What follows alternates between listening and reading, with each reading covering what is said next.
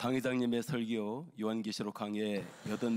pasteur principal va délivrer l'enseignement sur l'Apocalypse, la 84e session. Chers frères et sœurs en Christ, tous les saints des églises branches et des sanctuaires locaux, les téléspectateurs de GCN et tous les enfants de Dieu qui participent à ces cultes en ligne. Et ceux qui croient au Seigneur sont spirituellement les épouses du Seigneur et le Seigneur est l'époux spirituel. Chers frères, spirituellement, les hommes sont aussi une épouse du Seigneur. À l'avenir, alors que le Seigneur, l'époux, reviendra dans l'usère, nous accueillerons l'agneau qui est parfait, sans tache ni défaut, et participerons au banquet de mariage. Pour ce banquet de mariage, vous devez préparer une tenue vestimentaire appropriée. De plus, pour entrer dans un ciel aussi glorieux et saint, vous devez vous parer de sainteté. Apocalypse 24, 14 dit « Heureux ceux qui lavent leurs robes afin d'avoir droit à l'arbre de vie et d'entrer par les portes dans la ville. » La robe dans ce verset fait référence à la tenue formelle que les épouses du Seigneur revêtiront. Lorsque vous portez une tenue formelle, votre attitude devient droite et votre comportement devient plus élégant que d'habitude. Votre état d'esprit change également. Spirituellement parlant, la robe fait référence à votre conduite. Par conséquent, nettoyer les robes signifie avoir un comportement sain. Avant de croire au Seigneur, cette robe est noire.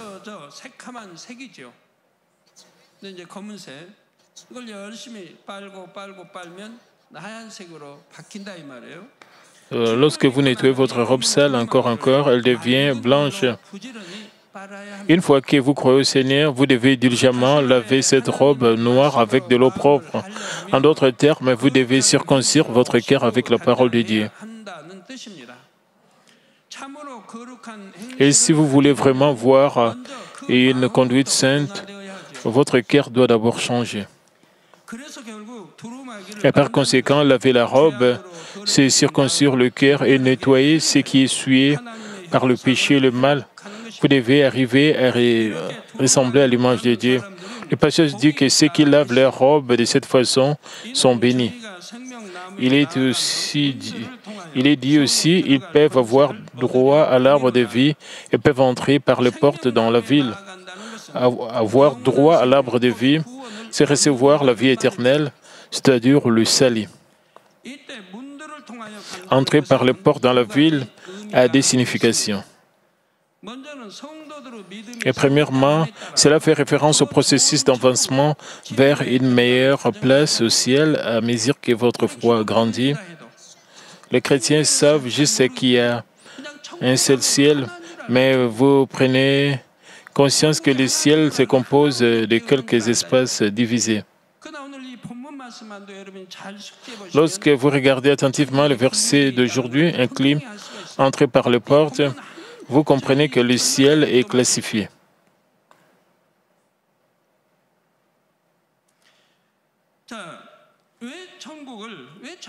Et c'est pourquoi le porte est au pluriel. Ceux qui entrent par le porte et nettoient leurs robes sont bénis.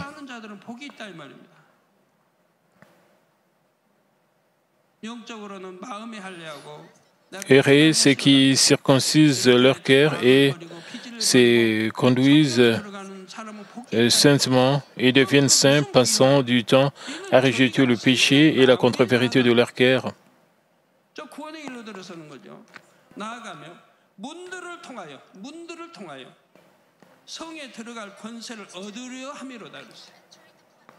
Quel genre de bénédiction ont-ils? Ils avancent vers la vie. Ils passent vers l'arbre de la vie et atteignent la porte du salut. Ils passent la porte pour avoir l'autorité d'entrer dans le palais, mais Vous devez repenser pourquoi ils doivent passer le porte pour entrer dans le palais, pas seulement y entrer. Vous avez déjà appris au sujet du ciel.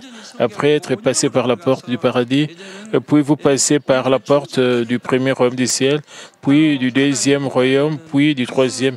Et vous devez avoir le pouvoir de franchir chaque porte. Lorsque vous devenez complètement saint en allant à la parfaite sanctification avec loyauté envers toute la maison de Dieu, vous pouvez entrer dans la nouvelle Jérusalem où le trône de Dieu est placé. Afin d'avoir l'autorité, vous devez nettoyer assidûment votre robe.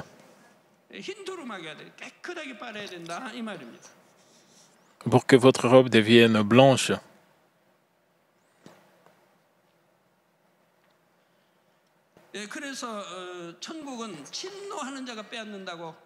C'est pourquoi la Bible dit que le royaume des cieux progresse avec force.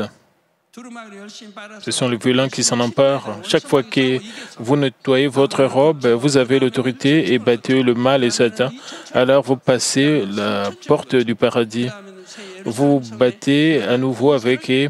Vous le battez ensuite passant la porte du premier royaume céleste au deuxième, au troisième. C'est ainsi qu'il faut s'élever et prendre avec force l'endroit le plus élevé au ciel. Vous passez par la porte du paradis, puis entrez dans le premier royaume des cieux, dans le deuxième et le troisième par leur porte. Deuxièmement, le porte fait référence aux 12 portes les 12 portes de perles de la Nouvelle Jérusalem. Après avoir traversé les nombreuses portes du ciel, vous entrez finalement dans la Nouvelle Jérusalem. Les buts de la culture humaine de Dieu ne se limitent pas à simplement gagner des âmes sauvées. C'est pour gagner seulement ses enfants, mais pas seulement ceux qui entreront et resteront au paradis, au premier royaume des cieux, mais ces vrais enfants qui ont accompli la parfaite sanctification et habiteront dans la nouvelle Jérusalem.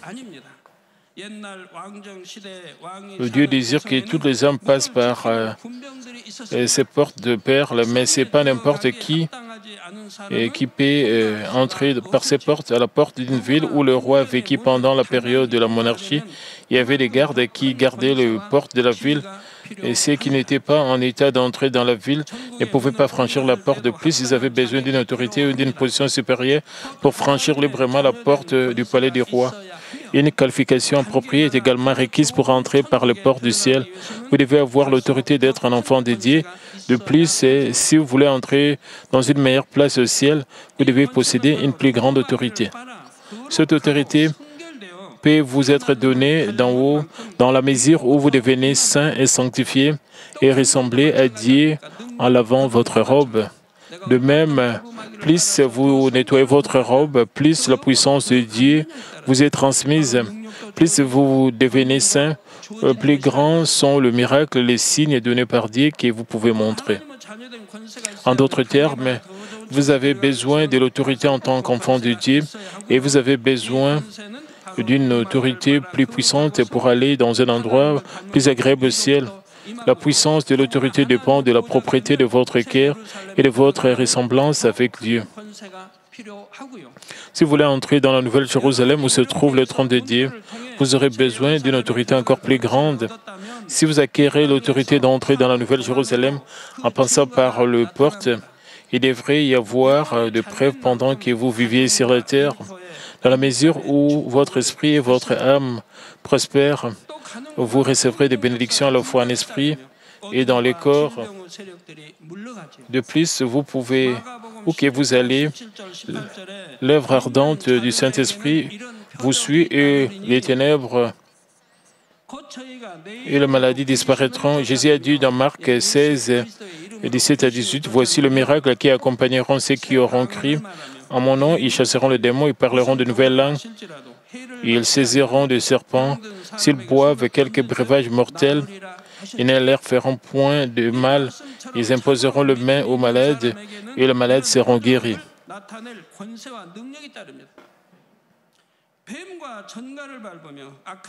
Ils ont le pouvoir de piétiner le serpent et les scorpions et de contrôler le mauvais esprit. Ceux qui lavent leurs robes peuvent aussi jouir d'une telle autorité sur cette terre. J'espère au nom du Seigneur que vous jouirez tous de l'autorité spirituelle que Dieu vous donne. Mes chers frères et sœurs, comment serait-il bon que tout le monde jouisse de l'autorité? Quand vous avez fini de laver votre robe, vous gouvernez et battez les démons et Satan, les maladies. Vous avez la puissance de Dieu lorsque vous accomplissez la parfaite sanctification. N'importe quel type d'obscurité et de maladie ne peut pas vous influencer parce que vous êtes supérieur à eux. Et chers frères et sœurs en Christ, ceux qui lavent leurs robes sont bénis. Au contraire, ceux qui ne le font pas sont vraiment loin de la bénédiction. Peu importe à quel point il peut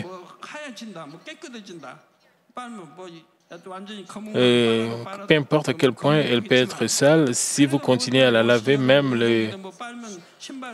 peu importe à quel point il peut être sale, si vous continuez à le laver, même les vêtements qui semblent noirs peuvent finir par devenir propres. Il en va de même pour les chaussures ou tout autre vêtement. Pour aller au ciel, si vous continuez à les laver, ils finissent par devenir blancs. Et pour aller au ciel, vous devez porter des vêtements blancs. Et c'est pourquoi vous devrez tous aimer la couleur blanche, pure et propre, tout comme un cœur blanc. De ce point de vue, les gens qui ne lavent pas les robes sont loin d'être une bénédiction. Ils n'ont pas droit à l'arbre de vie et ils ne peuvent pas entrer par les portes de la ville, mais ils sont laissés à l'extérieur de la ville. Même s'ils ont une fois reçu le Saint-Esprit, ont reçu des titres, tant qu'ils ne lavent pas leurs robes, ils ne peuvent même pas recevoir le salut. Certains leaders chrétiens enseignent qu'une fois que vous avez reçu le Saint-Esprit, vous n'êtes jamais abandonné tant que vous invoquez le nom du Seigneur, mais ce n'est pas vrai. Pourquoi il n'y a pas une telle déclaration dans la Bible? Au contraire, il est écrit d'innombrables fois que vous ne devez pas éteindre le Saint-Esprit et sans rejeter le péché, vous ne pouvez pas être sauvé. Elle insiste également sur le fait de ne pas perdre votre premier amour, de ne pas devenir tiède dans la foi, car cela entraînerait également votre rejet.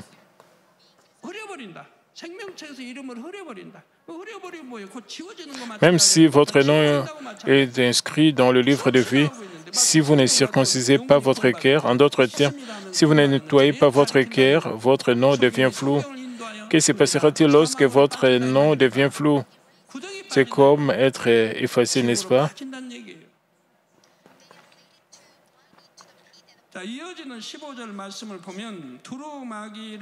Il est souligné à plusieurs reprises que si certains leaders enseignent que le salut est accordé simplement en invoquant le nom du Seigneur, ils conduisent les aveugles dans une fosse et tous deux tombent dans la destruction. Cela signifie tomber dans une fosse. Cela signifie tomber en enfer. Apocalypse 22:15 énumère le cas exemplaire de ceux qui ne lavent pas leurs robes. Il est dit dehors les chiens, les enchanteurs, les impudiques, les meurtriers, les idolâtres et quiconque aime et pratique les mensonges. Même s'ils avaient l'habitude d'invoquer le Seigneur, puisqu'ils sont restés dans les ténèbres du monde, 2 Pierre 2:20, ils sont finalement expulsés de la vie. Le passage de Matthieu dit aussi que tous ceux qui me disent Seigneur, Seigneur n'entreront pas dans le royaume des cieux, mais seulement celui qui fait la volonté de mon Père qui est dans le ciel.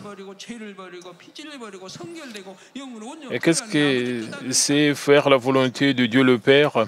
C'est rejeter tout péché, la nature mauvaise et toutes sortes de contre-vérités, être saint, accomplir la sanctification et la parfaite sanctification. Se garder tous les commandements que Dieu le Père ordonne, n'est-ce pas? Dieu le Père dit et redit que nous devons retrouver son image. Il dit cela encore et encore, lui ressembler, être saint comme lui il est saint, être parfait comme il est parfait. Les enfants de Dieu qui sont le peuple de Dieu doivent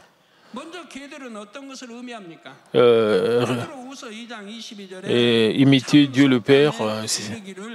C'est vraiment comme cela. Mais à quoi les chiens font-ils référence? 2 Pierre 2:22 dit « Il est arrivé ce qui dit un proverbe vrai, le chien retournait ce qu'il avait vomi et la truie et l'avait s'est vautré dans le bourbier. » Les chiens mangent des excréments sales et mangent aussi leur propre vomi.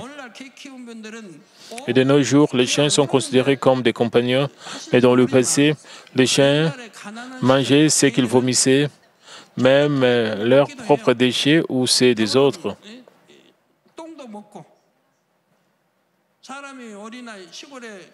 C'est pourquoi les habitants de la campagne élèvent des chiens pour nettoyer les déchets. Ainsi, les chiens se réfèrent à ceux qui ne gardent pas leur cœur et reprennent le sale péché et le mal, même après, et qui disent qu'ils les ont rejetés.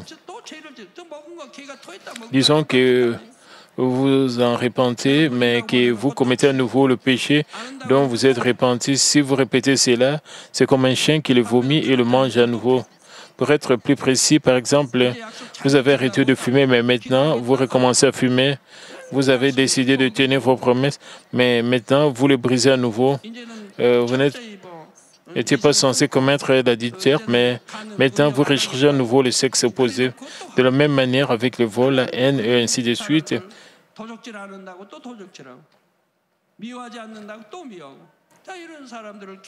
Ceux qui agissent ainsi sont appelés chiens ou des cochons. Et certaines personnes semblent changer un peu après avoir subi des épreuves, mais elles deviennent rapidement elles-mêmes. Je vois des saints qui ont été guéris de leur maladie. Ils semblent vivre leur vie de foi avec passion, mais bientôt, ils se relâchent, deviennent paresseux et arrêtent de prier. Ensuite, ils recommencent à être malades et reçoivent la prière pour le malade.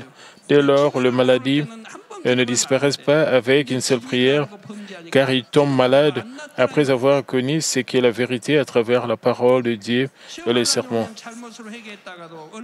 Et certains n'ont pas été guéris. Ils peuvent se repentir de leurs méfaits face aux épreuves et aux afflictions, mais bientôt ils commettent le même péché, essaient de s'en repentir à nouveau. Ils peuvent sembler prier et circoncire leur cœur à leur manière. Cependant, peu importe combien de temps passe, il n'y a aucun changement dans leur cœur, puisqu'ils répètent le processus de lavage et de salissure de leurs robes. Les robes sont toujours sales, comme si elles n'avaient jamais été lavées. Un péché, un débutant dans la vie de foi ne peut pas savoir si son acte est un péché, même s'il est compté comme un péché devant Dieu. Et un péché que quelqu'un commet qui est un péché déjà appris est le plus grand crime devant Dieu. Parce que vous connaissez que c'est un péché et vous commettez cela volontairement. Ils ont prié, je ne le ferai plus, je le rejetterai. Mais ensuite, ils l'ont violé à plusieurs reprises. Ils sont devenus des menteurs qui mentent à Dieu à chaque fois. C'est un menteur, si quelqu'un comme cela. De plus, même s'ils avaient l'habitude de circoncire diligemment leur cœur, s'ils arrêtent de le faire maintenant, il est également difficile de recevoir le salut. La vie chrétienne est comme ramer à contre-courant dans une rivière. Si vous arrêtez de ramer au milieu de la remontée, le bateau ne s'arrête pas là. Il flotte vers le bas de la rivière. De même, si vous avez une foi tiède et stagnante, votre foi ne reste pas immobile et restez là.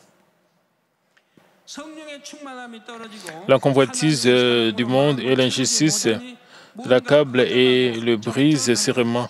Vous perdrez la plénitude du Saint-Esprit puisque vous ne pouvez pas remplir votre cœur de l'amour de Dieu. Vous vous sentez vide et seul. Par conséquent, tout comme un chien qui retourne à son propre vomi, vous chercherez la chair et vous la prendrez. Le Seigneur a dit dans Apocalypse 3,16 ainsi que parce que tu es tiède et que tu n'es ni froid ni bouillant, je te vomirai de ma bouche. Vous devrez clairement vous rappeler que la foi tiède ainsi que la foi froide seront rejetées. La Bible dit que votre foi doit être chaude ou froide. Bien sûr, elle doit être chaude. Alors pourquoi l'une des deux, la froide est meilleure?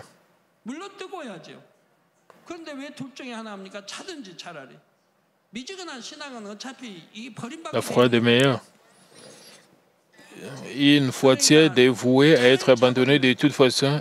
Ainsi, si vous avez Et si vous êtes froid dans la foi, vous aurez une chance de regretter et de vous repentir dans les épreuves que votre foi froide a amenées.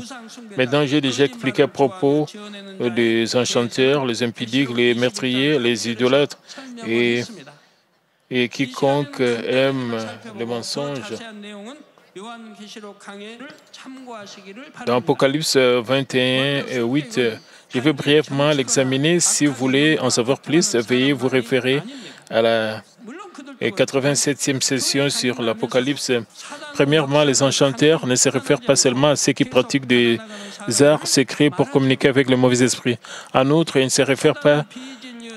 Ils se réfèrent à ceux qui continuent d'accepter l'œuvre de Satan au lieu de l'interrompre, même s'ils sont à l'Église. Satan fait son travail à travers le pensée de la chair. Quand une mauvaise pensée sur laquelle Satan travaille surgit dans votre esprit, vous devez immédiatement la couper et la changer en pensée de vérité. Si vous continuez à accepter les œuvres de Satan à travers le pensée de contre-vérité, vous recevrez les œuvres de temps plus de ténèbres. Au début, c'est l'œuvre de Satan, mais bientôt, vous recevrez l'œuvre du diable. Et puis, vous ne pourrez plus vous contrôler et vous pourriez éventuellement recevoir l'œuvre des démons.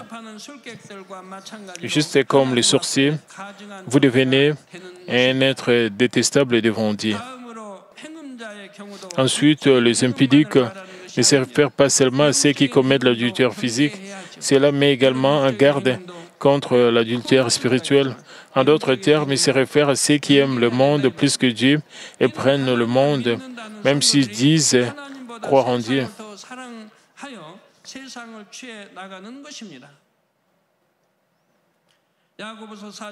Jacques 4,4 dit « Adultères que vous êtes, ne savez-vous pas que l'amour du monde est inimitié contre Dieu?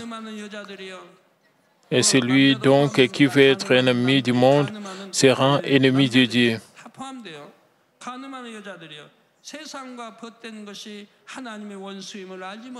Les femmes qui commettent l'adultère, y compris les hommes, cela comprend tous les hommes qui commettent l'adultère. Ne savez-vous pas, femme adultère, qu'être ami avec le monde est l'ennemi de Dieu? L'amour du monde et le match du monde qui est Dieu est l'ennemi. En d'autres termes, quiconque veut être ami avec le monde se rendra ennemi de Dieu. Est-ce possible pour les enfants de Dieu? Alors, avec qui êtes-vous amis quand vous avez un ennemi? Avec Dieu, vous devenez un serviteur obéissant au diable et à Satan. C'est ce que j'ai dit. Alors, à quel point êtes-vous contre Dieu? Quel grand péché que les enfants de Dieu, ces fils et ces filles qui ont reçu le Saint-Esprit, vivent ainsi. Ce sont des choses abominables devant Dieu. Mais vous attendez toujours ces réponses, la bénédiction, quelque chose de prospère? Peut-être pas. Certaines personnes avaient l'habitude de mener de vie chrétienne très diligente. Cependant, une fois qu'ils commenceront à faire des compromis et à redonner leur cœur au monde, ils continueront à le faire encore et encore. Alors ainsi, leur cœur aimera davantage le monde, mais moins Dieu. Et d'ailleurs, ce ne sont pas eux-mêmes qui s'imprègnent du monde. Ils trompent aussi les gens tout autour d'eux et leur font goûter les choses mondaines et refroidissent leur ferveur pour Dieu. Même un mari et une femme charnelle ne regardent pas quelqu'un d'autre quand ils sont amoureux. Notre époux est spirituellement Jésus-Christ et le Fils unique de Dieu, le Tout-Puissant. Comment une mariée peut-elle détourner les yeux d'un marié aussi saint et précieux et regarder le monde?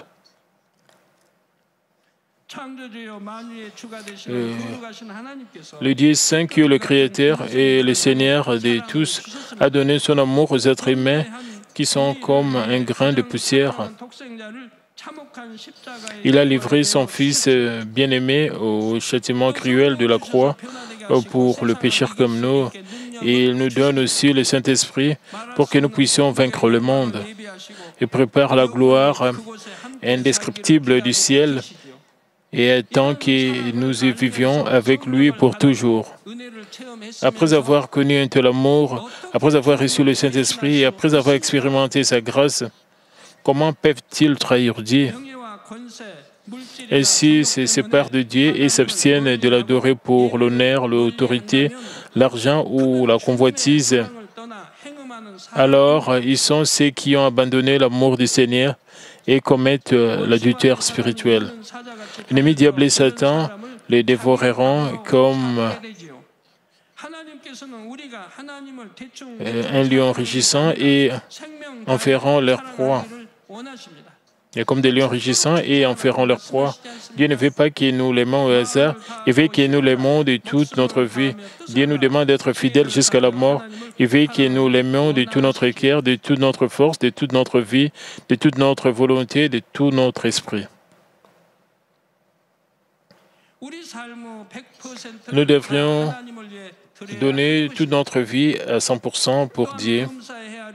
De plus, nous devons tout examiner attentivement et retenir ce qui est bon. Si tout va bien, nous devrions pouvoir choisir quelque chose qui plaît davantage à Dieu. Vous savez ce qu'est aimer Dieu, comment être béni par Dieu le Père et le croire, alors vous devez absolument faire ce que vous savez.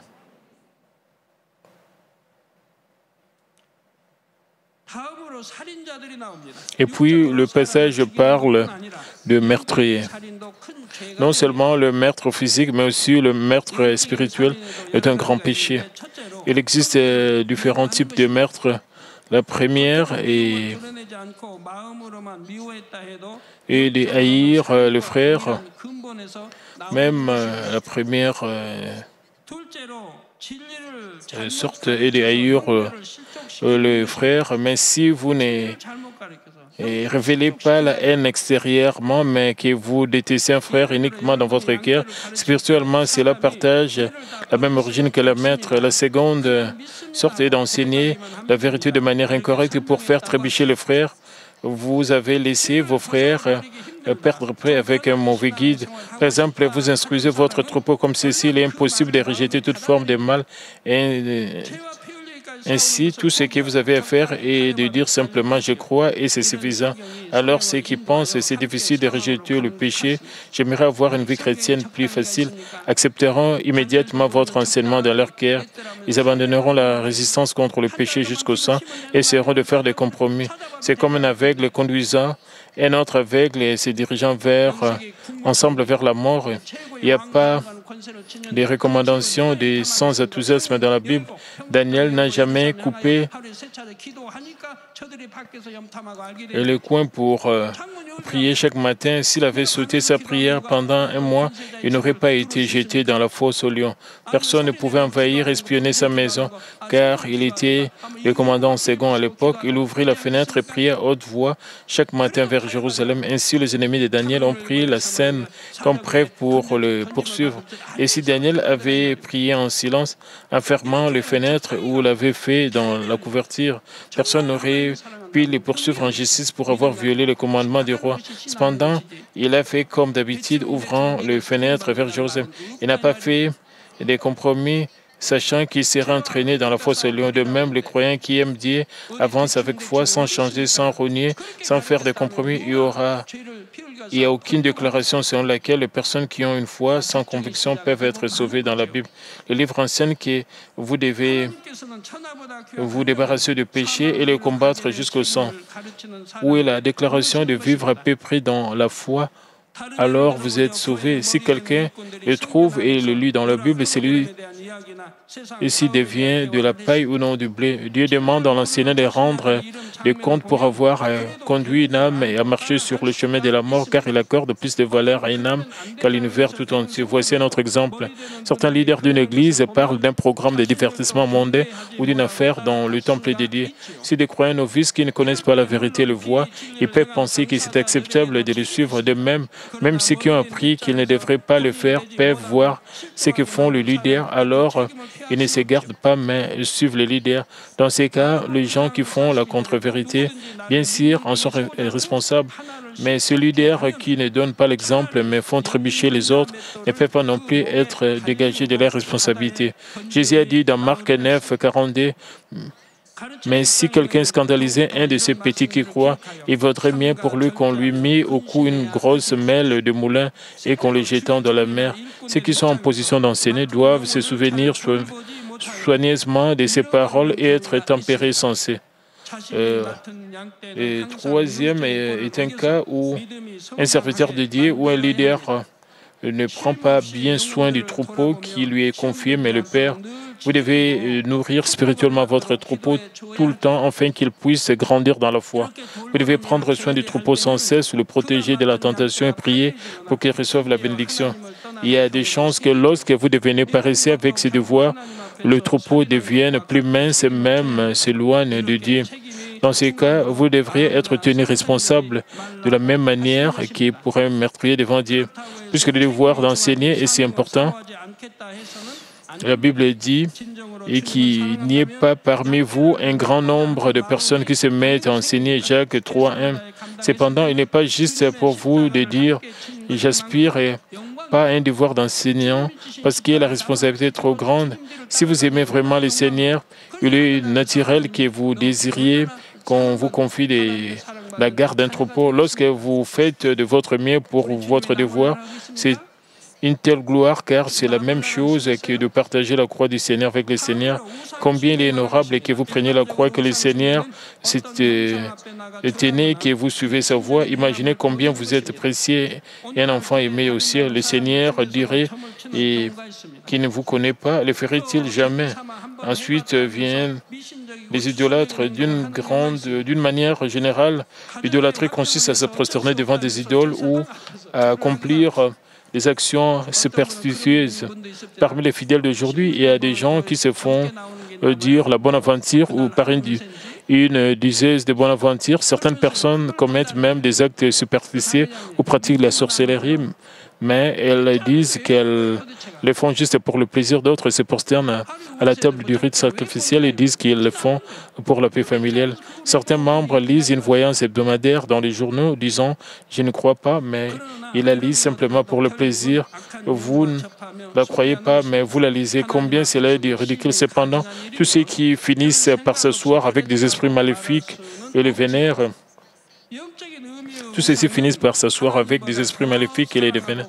C'est une action si détestable et ne peuvent pas s'excuser en disant qu'ils ne la prennent pas au sérieux. L'idolâtrie est, dans un sens spirituel, aimer quelque chose d'autre plus que Dieu. J'expliquais plutôt que la signification spirituelle de l'adultère est aussi aimer quelque chose ou quelqu'un d'autre plus que Dieu. Alors, quelle est la différence entre l'idolâtrie spirituelle et l'adultère spirituel? Cela dépend du niveau de foi de chacun. C'est un peu déroutant pour certains membres, alors écoutez-les attentivement. Quelle est la différence entre l'idolâtrie spirituelle et l'adultère spirituel? Cela dépend du niveau de foi d'un chacun. Disons qu'un homme et une femme se sont aimés et se sont mariés. Un jour, la femme a donné son amour à quelqu'un d'autre que son amour dans son cœur. Alors, c'est l'adultère. Dans un sens spirituel, un ouvrier qui dit qu'il aime Dieu et à la fois et l'expérience à la fois dans une certaine mesure, s'il est captivé par le monde, il commet un adultère spirituel. Cependant, ces croyants novices qui ont une foi faible et ont moins d'amour pour Dieu dans cette mesure, il leur est difficile d'abandonner toutes les choses mondaines et qu'ils aimaient d'un seul coup. Ils ont encore un cœur à prendre les choses mondaines et peuvent en fait le prendre sans s'en débarrasser. Ainsi, l'idolâtrie spirituelle consiste à aimer davantage le monde dans l'état de ne pas pouvoir aimer Dieu plus qu'autre chose parce que la foi est encore faible. Par exemple, il y a une chance qu'un bébé croyant s'accroche à l'argent, ne sanctifiant pas les jours du Seigneur. Ensuite, juste comme Colossiens 3:5 dit, la cupidité qui est une idolâtrie, l'argent et leur idole. Lorsque vous gaspillez de l'argent et des matériels, vous êtes loin de m'aider. Peu importe que vous soyez un ancien, un diacre, un leader parmi les ouvriers de l'Église, vous n'êtes pas capable de médier avec ferveur quand vous êtes encore cupide, avide. Le temps que vous êtes cupide, aimant l'argent et le matériel, ce sont vos idoles et vous les adorez. Il vous est impossible d'aimer Dieu et le Seigneur.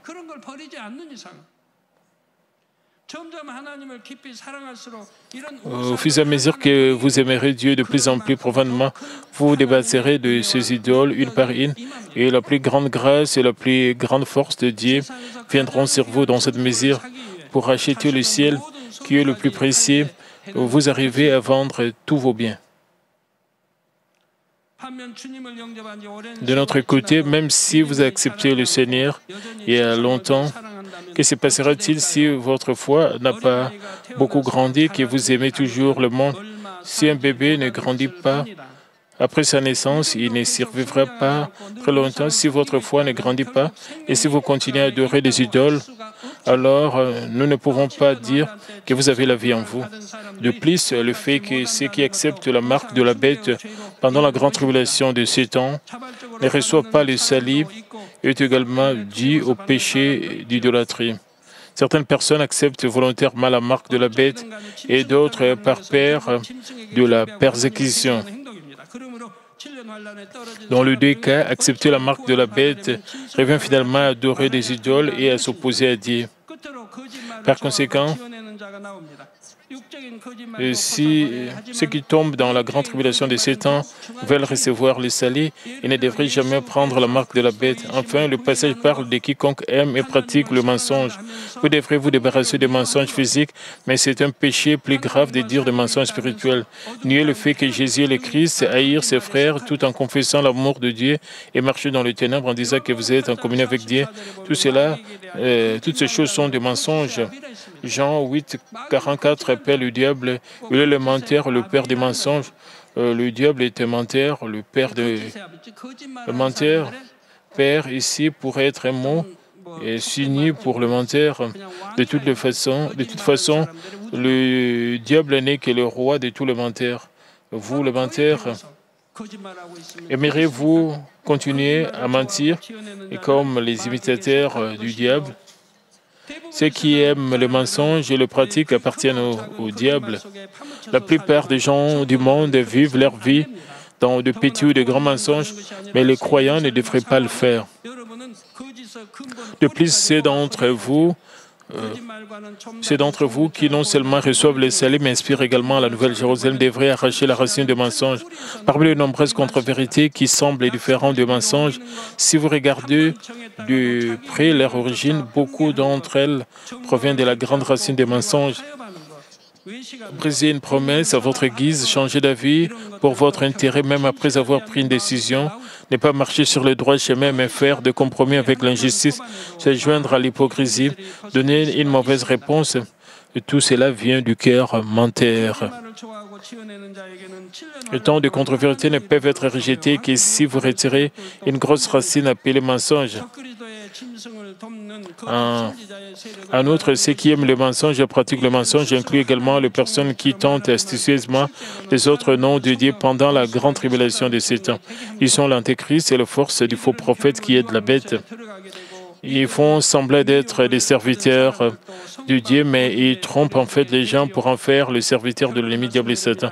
Ils finiront par être jetés dans le temps du soufre et ceux qui seront trompés seront expulsés de la ville.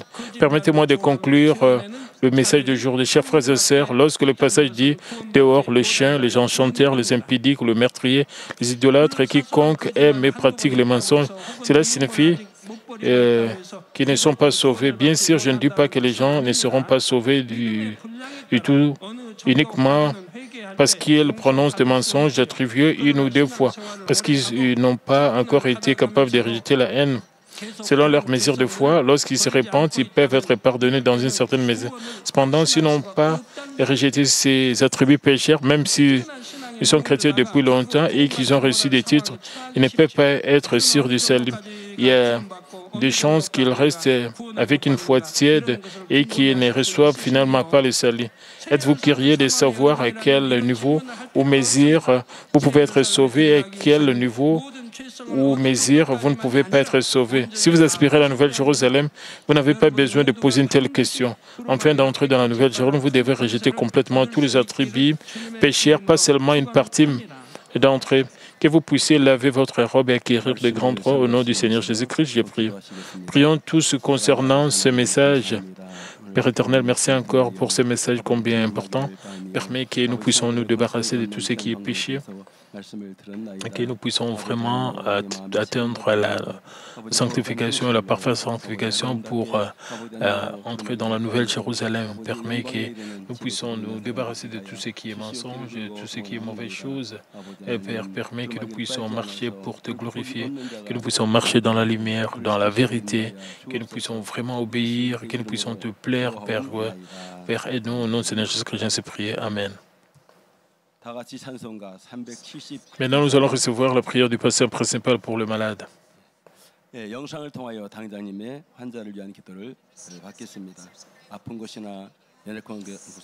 si vous pouvez poser vos mains sur vos parties malades, et si vous n'êtes pas malade, posez votre main sur votre poitrine pour recevoir le désir de votre cœur par la foi.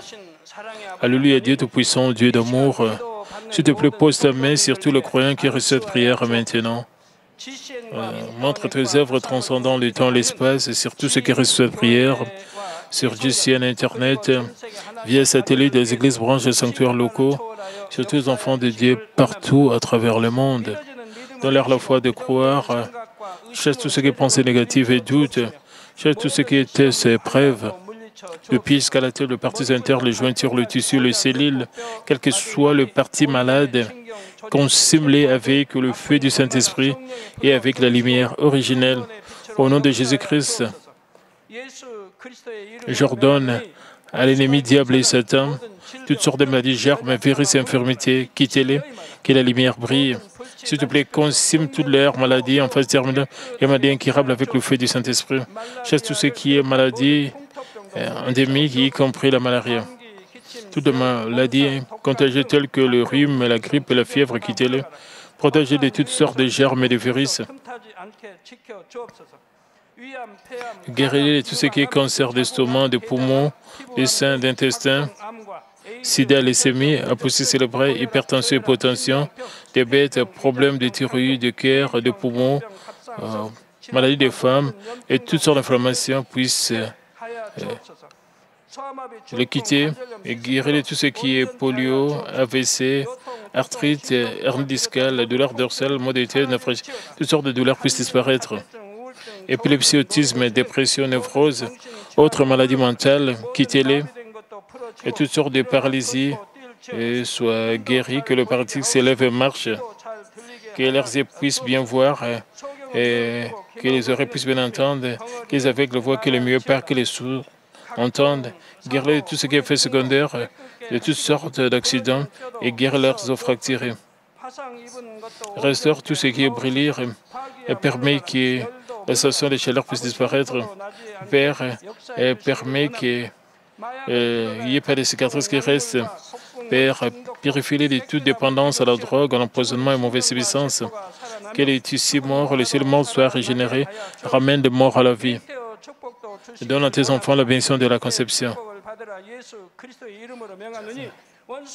Au nom de Jésus-Christ, j'ordonne les diables et Satan, le principe de la puissance de l'air, les mauvaises forces dans le lieu céleste et leurs serviteurs, quittez-les. Quittez-les, esprit impur, esprit faux et trompeur, esprit de séparation et de toute force des ténèbres. Tout ce qui est chaîne des messages soit brisé, ténèbres, quittez-les, que la lumière brille. Et Père Dieu, donne à tes enfants la force de se crier dans la prière et la puissance de rejeter le péché pour devenir sanctifiés. Comme leurs âmes prospèrent, permet que tout marche très bien et que leur famille soit évangélisée. Protège-les de toutes sortes d'accidents et de désastres tout au long de cette semaine et bénis-les pour qu'ils puissent mener une vie prospère sans aucun problème. Avec le fer ardent du Saint-Esprit, l'armée céleste et les anges et avec tes yeux enflammés, protège tous tes enfants, leurs familles, leurs lieux de travail et leurs affaires. Et s'il te plaît, donne aux étudiants la sagesse et l'intelligence, donne-leur la ferveur, l'enthousiasme d'étudier sérieusement. Père, permet qu'ils puissent garder leur cœur des choses mondaines et permet qu'ils puissent t'aimer avec plus de faveur, que tes enfants mangent, boivent dans tout ce qu'ils boiront et dans tout ce qu'ils feront. Père, permet qu'ils puissent se faire pour te glorifier. Et permet qu'ils puissent témoigner au sujet de Dieu vivant en disant, j'ai rencontré, j'ai expérimenté Dieu, j'ai reçu ses réponses de bénédiction. Père Dieu, merci, sois glorifié toi seul. Au nom de notre Seigneur Jésus-Christ, j'ai ainsi prié. Amen.